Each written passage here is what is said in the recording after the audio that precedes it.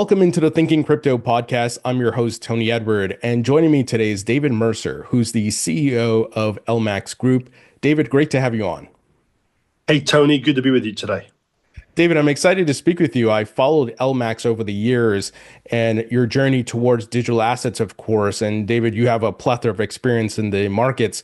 So I have a lot of questions for you and where you see things going. But before we get to all of that, tell us about yourself. Where did you grow up? How did you get into finance? Wow, that's a long story. So I was born and bred in Belfast, Northern Ireland, believe it or not. I left the Emerald Isle when I was 12 years of age and arrived in London. So I guess my formative years were in London. I've been in London ever since. And then the sort of journey into capital markets went via accounting firms such as EY.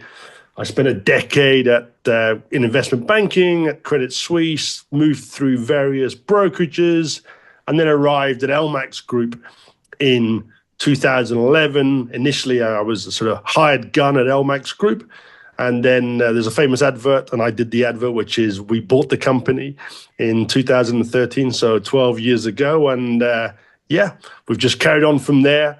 But so I guess my whole working career has been in capital markets, particularly fixed income emerging markets, where I learned everything that we do today, and I'm probably doing exactly what I should be doing after 30 years in the market. So that's how we've arrived here today, Tony.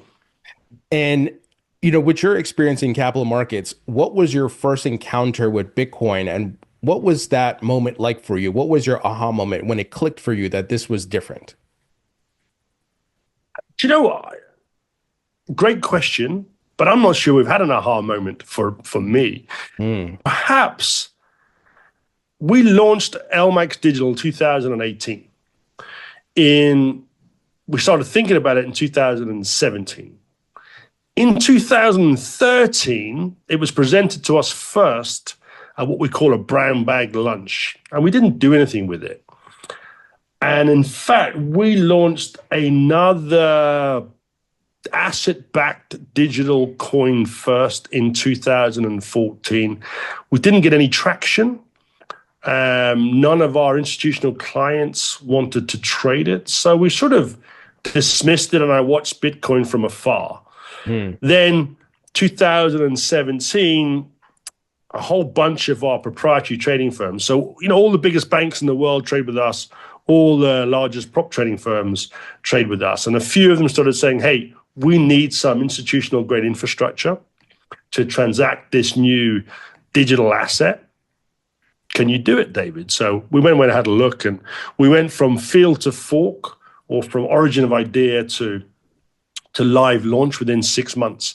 So I guess no eureka there. It was just a case of this is another market for us. At LMAX Group, we run 6 exchanges. LMAX Digital was the latest at the time. That was 5th at the time. The small eureka for us was that it was the fastest growing exchange I ever built. Wow. We got to break even within 6 months. I mean, other exchanges typically take 3 years, 4 years to get to break even. As a company, I guess that took us 4 years. So LMAX Digital took 6 months. So there's a little bit of a eureka moment there. I think it's a constant small gains you see in the digital asset world or the crypto world at the moment. So perhaps for me, the most recent one was just 2 months ago in Singapore, paying for a meal and a bunch of drinks with a Meta-based credit card, right? Which only had Ethereum on it. So paying a bill that came in Sing dollars with Ethereum via a crypto-backed credit card. Okay, that was sort of the thing that made me go, oh, this is really real. And the hospitality, the bar, the restaurant, they were unaware of what I had on this credit card. For them, it was just a MasterCard. So that was probably the most recent one, which has been close to Eureka, that made me think that digital assets, crypto assets can pervade everything we do through all our walks of life. Mm. Um, And what are your thoughts on how this asset class has matured? Because it started with Bitcoin and then came other blockchains like Ethereum and so on and so forth with proof of stake and smart contracts. And now we're seeing the move towards tokenization, putting traditional assets like stocks and other commodities on the blockchain, which will allow 24/7 trading, fractionalization, more global markets, and things like that. What are your thoughts on the direction things are heading to? The direction is inevitable. So there is there will be a convergence of traditional assets and digital assets or crypto in the decades ahead. I think the evolution to date has been slow. As an industry, we've got to challenge ourselves, right? We need to do better. So within LMAX Group, I straddle the two. So if you like, I've been trying to drive this convergence. I've been ready for this convergence for 7 years, since 2018. I mean, still to this day, 90% of my volume are in TradFi assets. So mostly we trade currencies or fiat currencies. So, last week with all the tariffs going on, or certainly through the month of April, we would trade $50 billion a day. Now, only 10% of that, not even 10% on those given days, would be crypto assets. So, but my strong, long-held view is that by the end of this decade, 10% of traditional assets will be tokenized. Now, what does that mean? It means you're talking about a market the size of 20, $25 trillion, so slightly bigger than the market cap of gold today. Put that in perspective, the total value of crypto today is just short 3 trillion. Mm-hmm. So I fully expect that to happen. And once that happens, there's absolutely no reason, nothing that can stop this going all the way so that 80% of the world's assets are tokenized by the end of the next decade. I mean, it's just inevitable because of the reduction in friction which exists today. And that's what's going to happen with the like of tokenization, with fractionalization, with the fungibility of collateral, the ability to trade 24 hours a day, 7 days a week. It's just inevitable. Everything we've done, everything we do in markets at the moment, in traditional markets, is quite clunky. Don't get me wrong, I've been in them for over 30 years, sure, and they're way less clunky than they were when I started in the 90s. All we've ever done over the last 30 years is increase market access. Blockchain, tokenization are the next steps on that path to greater democratization of the markets and more inclusive market access. And I think that tokenization, digital money, digital collateral will just accelerate what we do day to day, and, if you like, amplify all of the excellence we have in capital markets today.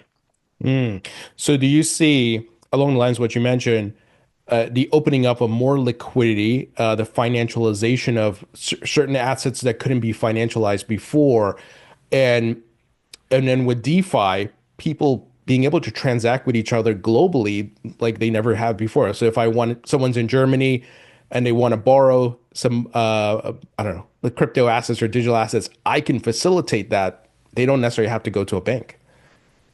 It's just going to be seamless. I mean, look, I don't know whether, I'm not going to sit here today and say that we are going to disintermediate the banks, right? The biggest provider of credit in the world today are banks, right? Everyone who owns a house needs some leverage. So it is possible, a bit like crowdfunding. It is possible you can have that crowd staking, crowd leverage. It's quite expensive today. I mean, ultimately, the best lenders, well, are governments, but after that are banks who will analyze credit ratings. So I still think you need that leverage in the system, but certainly breaking down the friction in markets, being able to easily move from one asset to the other, or to earn an income, to earn interest on any asset, that becomes enabled by blockchain and by tokenization. So, I think at the moment, the problem is we have to pre-position our assets days in advance. I mean, to be clear, I mean, if you want to buy, move into a new asset class and buy a new ETF, you have to pre-position your assets. It's going to take you onboarding plus positioning your collateral. It's going to take you 5 to 7 days. The reality is, when we have fungible collateral, when we have digital collateral, when we have a market where institutions will accept digital dollars, Ethereum, Bitcoin, where ownership can be transferred, at the sort of, not instantaneously as everyone says, but within a matter of seconds and within a matter of minutes, then suddenly you're going to see much more fluidity in the markets. And that's all we've all been looking for. And what happens with that, by the way, is that all markets will benefit. So, I'm in a foreign exchange market that trades $7 trillion a day. That's doubled in the last decade. Guess what? It's going to double again in the next decade.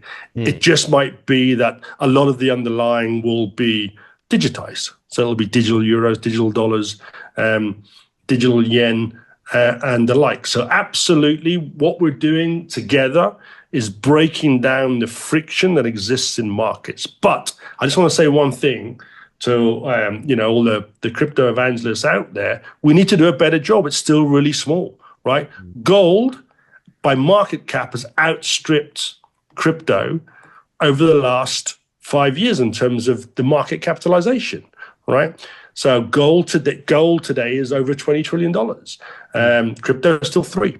So, we need to do a better job of showing the use cases for crypto, for digital assets, and for tokenization. But another but I want to say at the end of this is that we are huge believers at LMAX Group that tokenization is inevitable and is the future of capital markets, and you will see a fusion of the two by the end of this decade.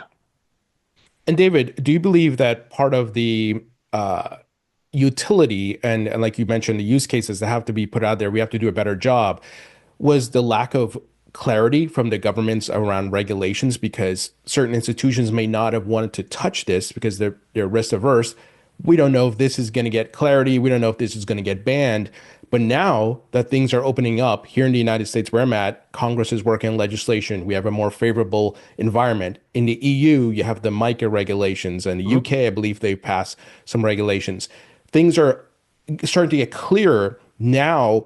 Once we have those things set in stone, it may kick off adoption like we've never seen before.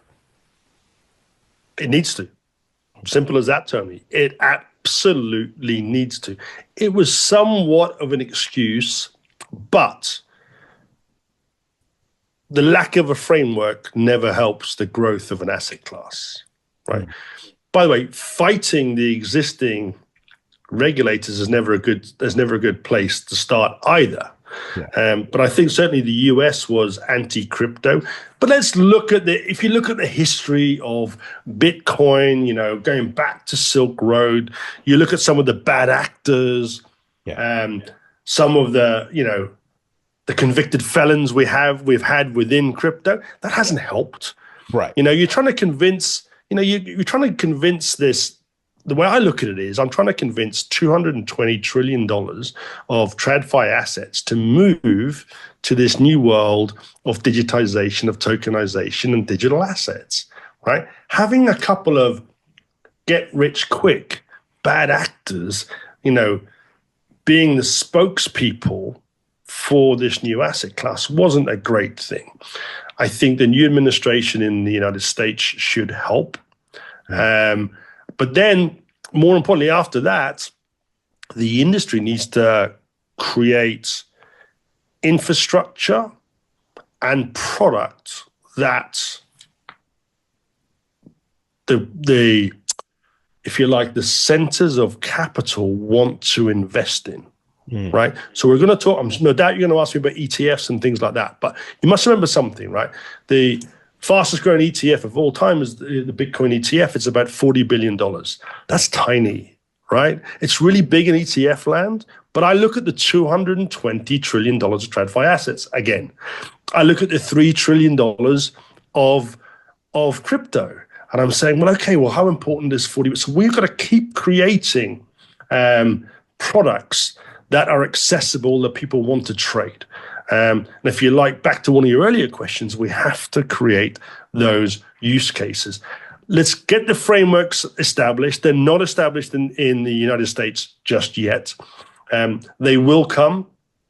I'm sure of that. We have a better structure or a better think tank in 2025 than we had in 2022, 23, 24. Good. I think the same is true in the EU. I think there are some forward-thinking regulators in Asia, like the MAS, likewise in the Middle East. So I think those global frameworks being established will help the asset class to grow. And then, as an industry, we have to demonstrate that we can act within those guidelines, right? And let the industry thrive. Because, one of the big things, there's three things regulators have to do. One, protect consumers. To be clear, within crypto, we did not protect consumers, right? Yeah. Look at those bad actors. Look at the things that happened in 22 and 3. We did not protect consumers. So we need that regulation. The second bit is they have to create a wholesale framework. And the third thing is they have to harness innovation. Okay. So I think what we did a little bit in crypto is innovate without protecting or creating the framework. I think now we have a structure that will allow it to happen, and then we must innovate. We must innovate, and we must demonstrate the convergence of TradFi, DeFi, crypto, digital assets, and show the benefits of the digitalization of markets going forward. So I think, to answer your question, in short, we have a better opportunity now than we've ever had. And David, what do you think about this? I kind of see the crypto startups as almost being the kids. To your point, they didn't have their I's dotted and their T's crossed for everything. FTX commingling of funds and all that nonsense, right?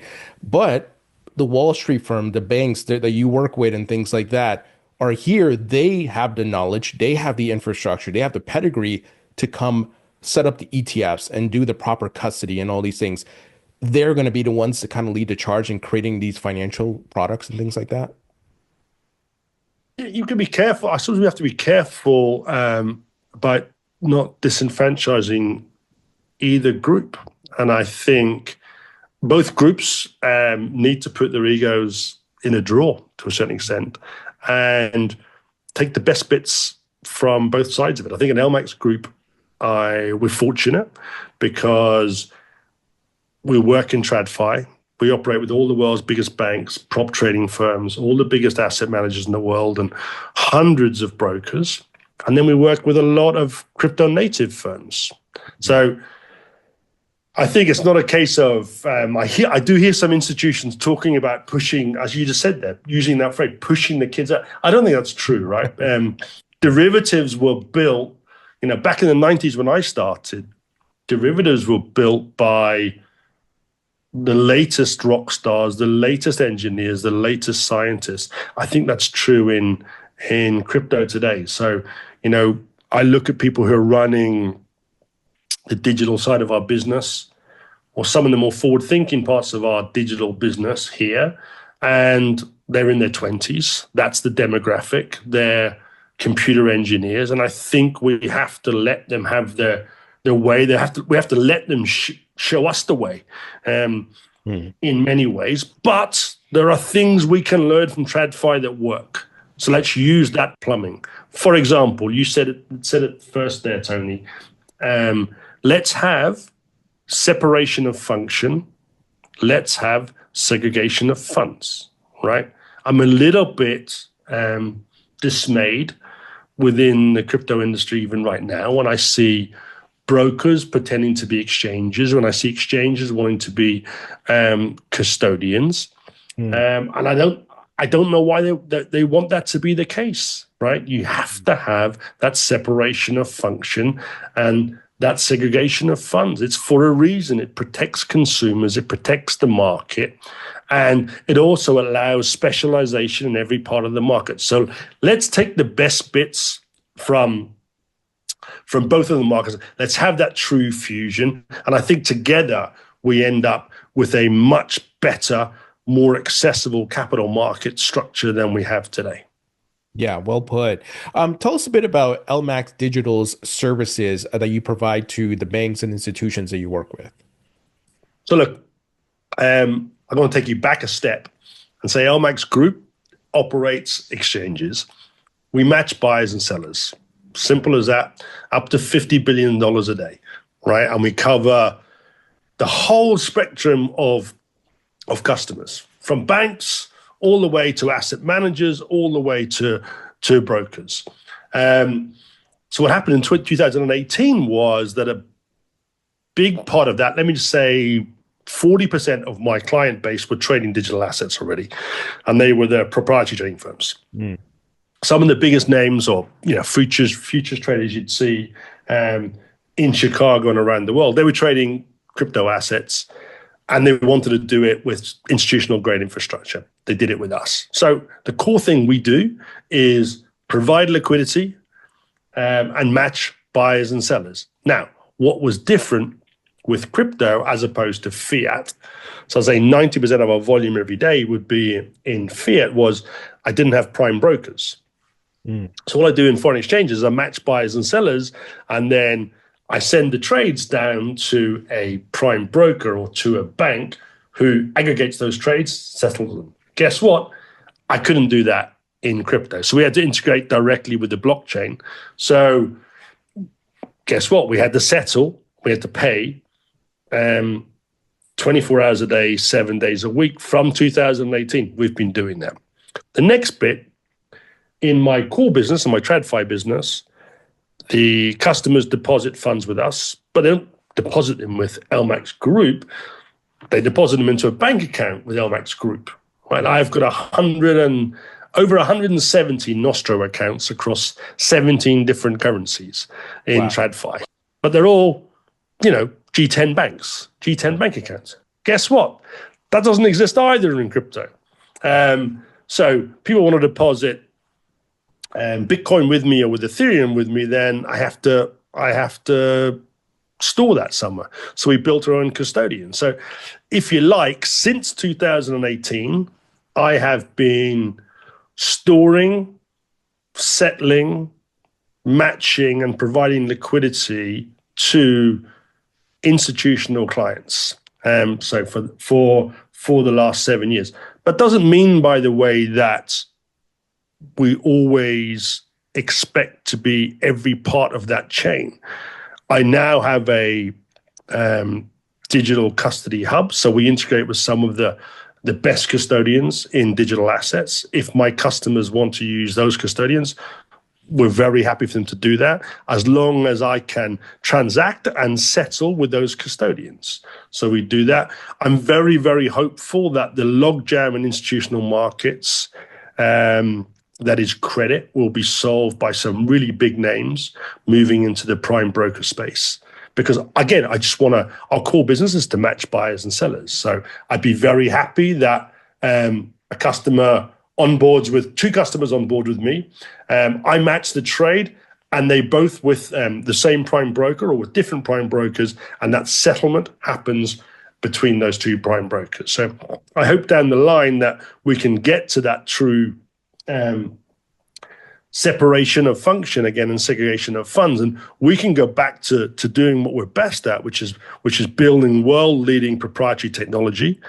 All my exchanges are 100% proprietary, right? So we've been doing that since 2010. So I want to focus on that, and then creating the best liquidity pools in the world. I think those are There was a survey out recently that said, LMAX Digital has a multiple of the liquidity you see on all other digital exchanges around the world. So that's what we do well. We match buyers and sellers well, and we create deep institutional liquidity pools. You mentioned setting up Nostro accounts, and I've studied Nostro and Vostro accounts around the globe. It seems as though there's a lot of capital just locked up there. Do you think stable coins or some form of tokenized fiat, it will eliminate the need for that because you have instant settlement and instantaneous transactions? I'm a total believer in that. But what I would say is, please don't be telling me that stable coins today are more efficient than fiat. That's one way to destroy value, right? People talk about crypto and digital assets being a store of value. Okay, pay me interest, right? There's over $230 billion of stable coins today, and you know who the big names are. Pay me interest. I'll happily hold them. But right now, you just destroy value, right? So, okay, we're probably back to regulation. So, okay, let's get them regulated and pay interest. But absolutely, over time, you will be earning interest on a second-by-second, minute-by-minute basis on tokenized assets. Now, those tokenized assets might be, currencies, money market funds. So at the moment, what has to happen, unfortunately, with the stable coins is I have to put it into a money market fund, and those are quite small, right? Again, $1 billion is sort of the biggest tokenized money market fund today. I've got to put it in there to somehow earn interest. But over time, if I can earn money in my UK gilts, my US treasuries, or in my bank account, I expect the same to happen with digital assets, or tokenized assets and stable coins. So absolutely up. But I think that's the whole point, going back to an earlier question,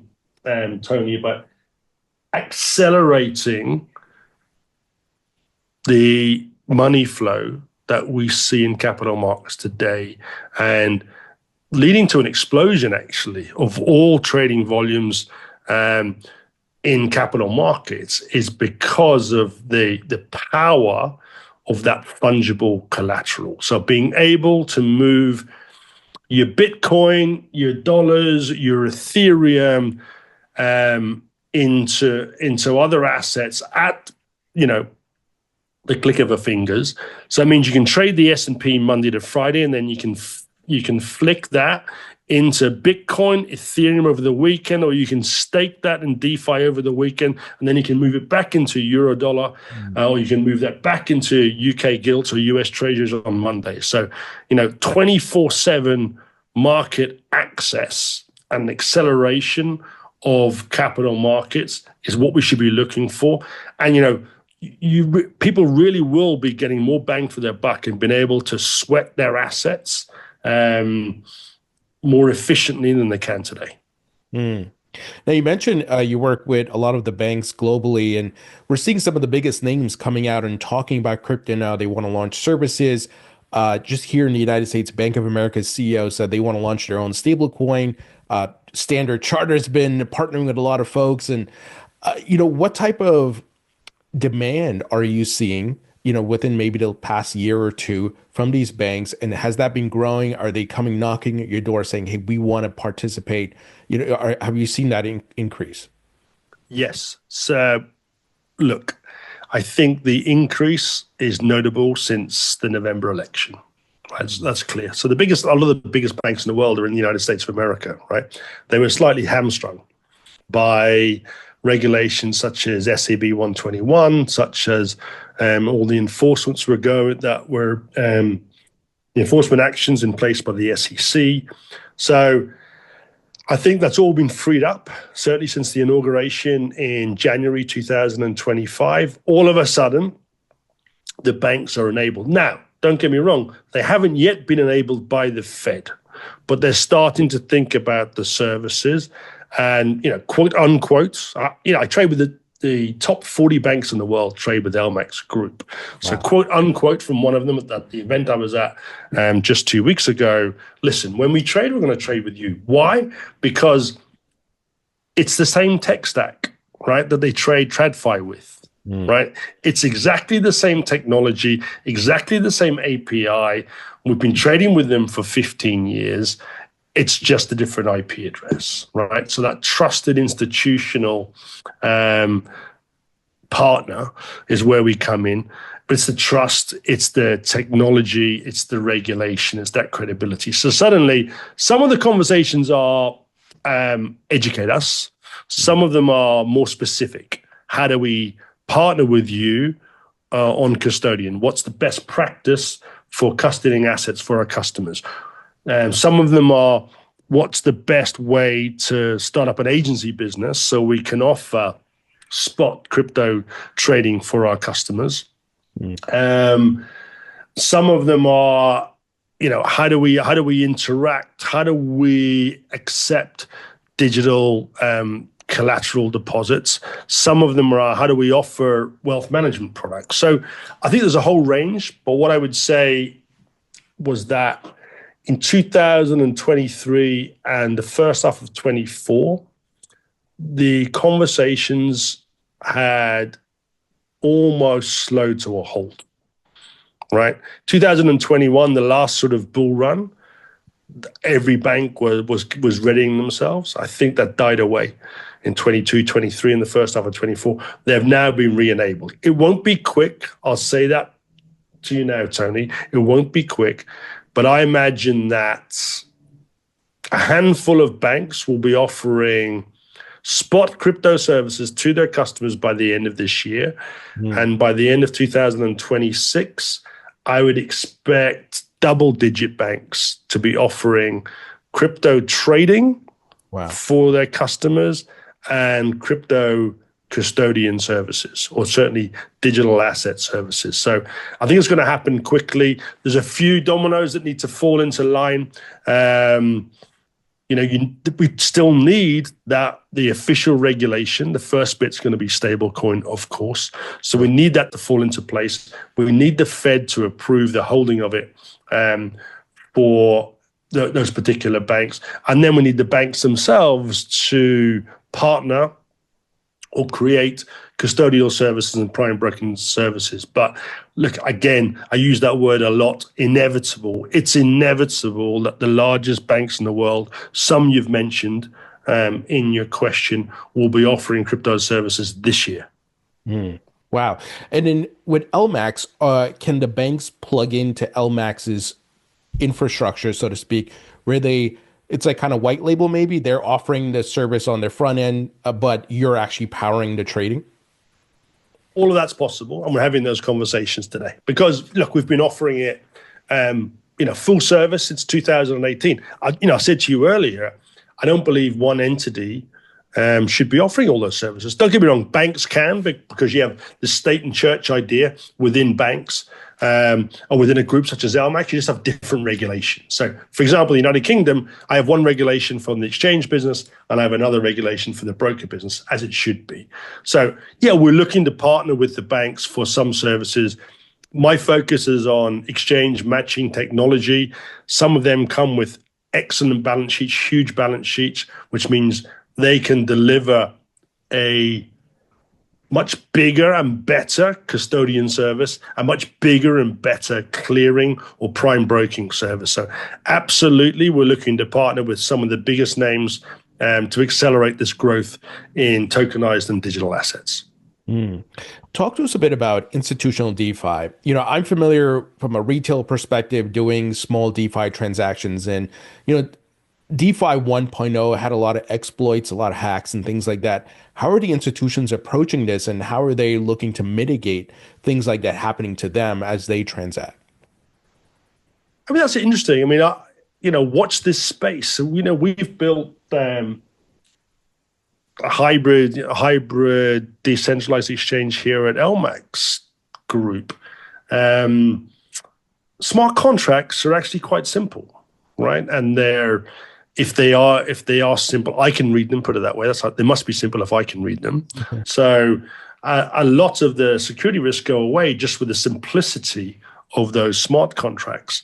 Now, I think how the institutions are looking at it as a more efficient way of settlement, right? And in many ways, settlement risk disappears. Talk to everyone in crypto today. Unfortunately, they've reintroduced settlement risk, right?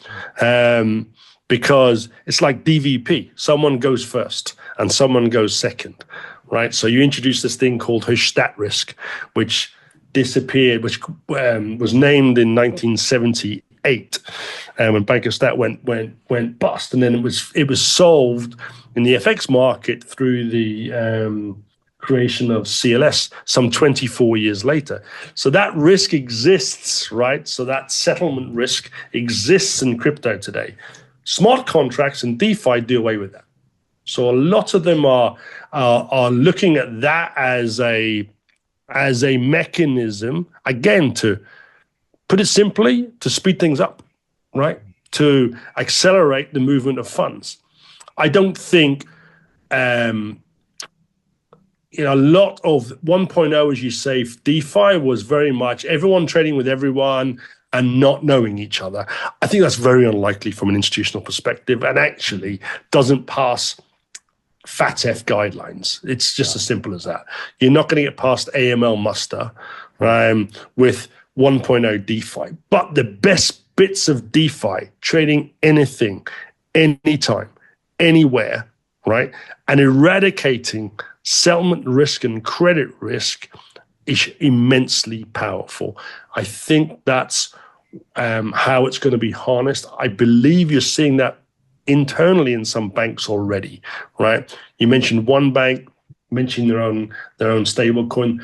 That already exists within JP Morgan, for example. But you're going to see that amongst institutions where we start just settling and moving funds on using smart contracts. So I think that's going to be a big transition in the markets.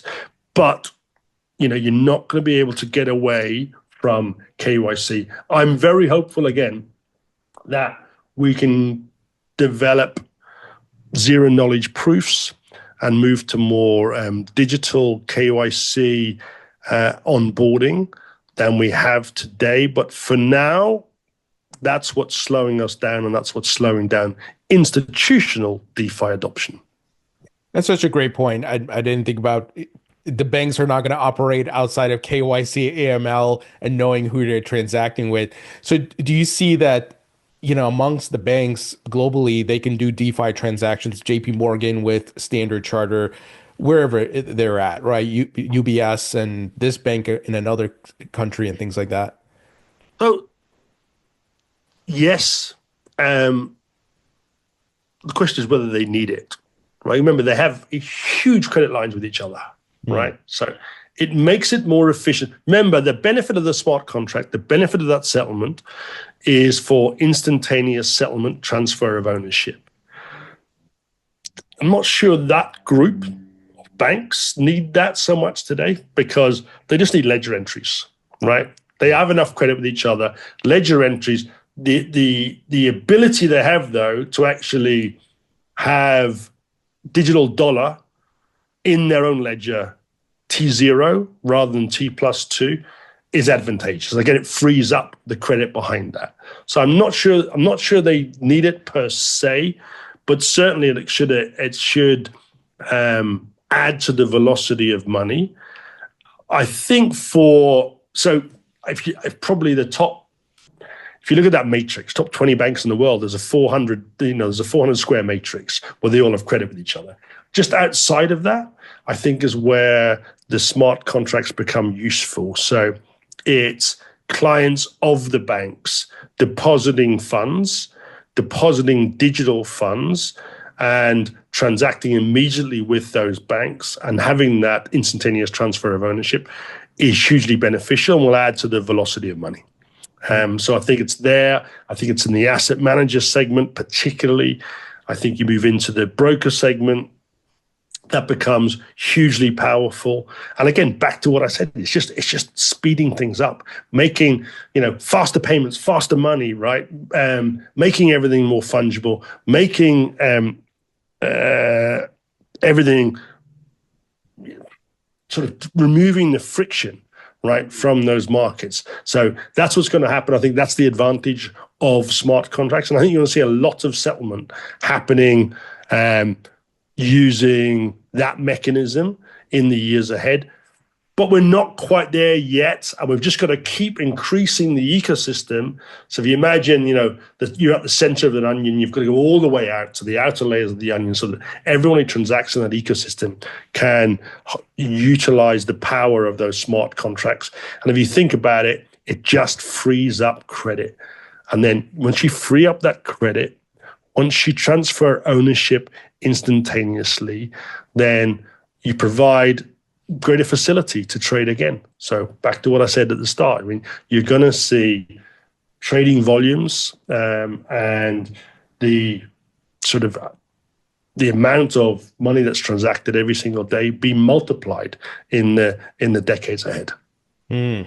It's exciting, a brave new world. I know we're coming up on time, but I wanted to ask you about altcoin ETFs, because Bitcoin ETFs, as you mentioned before, the most successful ETF in the history of ETFs.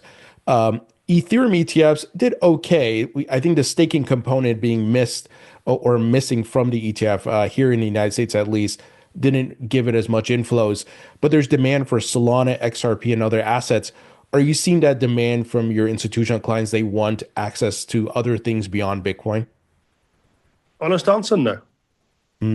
Okay, so that's today. In the future, ETF of everything. ETF of everything, every asset that is significant in the investment community needs to have an ETF. But remember, Bitcoin and Ethereum today are what? 75% of the total crypto market. So do you need everything else yet? I'm not sure they're significant enough. And look, before everyone, shouts at me and hits me over the head and says, David, this altcoin's amazing and Solana's amazing, whatever. You say, look, 75% is $2.2 trillion, right? So you've pretty much covered crypto, right? Crypto is just short 3 trillion. Remember, the ETF world, or the TradFi world, is 220 trillion. So it's quite small. Over time, I think what's more important is the step before that. We have got to make some more digital assets, some more crypto assets, more useful, have more utility, and prove their worth. I think when you look at it by pure value, I'm just doing it based on data, ladies and gentlemen, right? Don't hit me over the head. Just on pure data, today it's Bitcoin, and today it's Ethereum. But tomorrow it could be, a whole raft of coins. And if you go back to where I started, I expect digital assets to be $30 trillion by the end of this decade, right? I expect them to be over $150 trillion by the end of the next decade, which means you're going to have a lot of digital asset ETFs. Yeah. So, yeah, that bit is inevitable. Short term, you're going to have some that don't work out, right? Just the same way you're going to have some. These are all scientific experiments. So some of the underlying coins aren't going to work out. Some of the ETFs aren't going to work out. But, as sure as eggs, you're going to have ETF on digital assets going forward. Great point. All right, I got some wrap-up questions here for you, David. First, if you could create your own metaverse, what would the theme be? That's interesting. I'm not even sure I play that much. I'd probably be, look, I'm a sort of global guy. I like, wherever I go, I like running and things like that. So it's going to have to be a running or a cycling or a golfing metaverse where I can just be anywhere in the world and do what I like doing, and at the same time be able to transact in those markets whilst I run or cycle or play golf there. Okay, rapid fire questions. Favorite food? Japanese. Favorite musician or band? David Bowie. Favorite movie? Rocky 2 or 3. Favorite book? The Long Walk to Freedom, Nelson Mandela. When you're not working at LMAX, what are you doing for fun? Playing golf, going for a run. David, absolute pleasure. I appreciate your knowledge and insights, and I would love to have you back on. Thank you so much for joining me.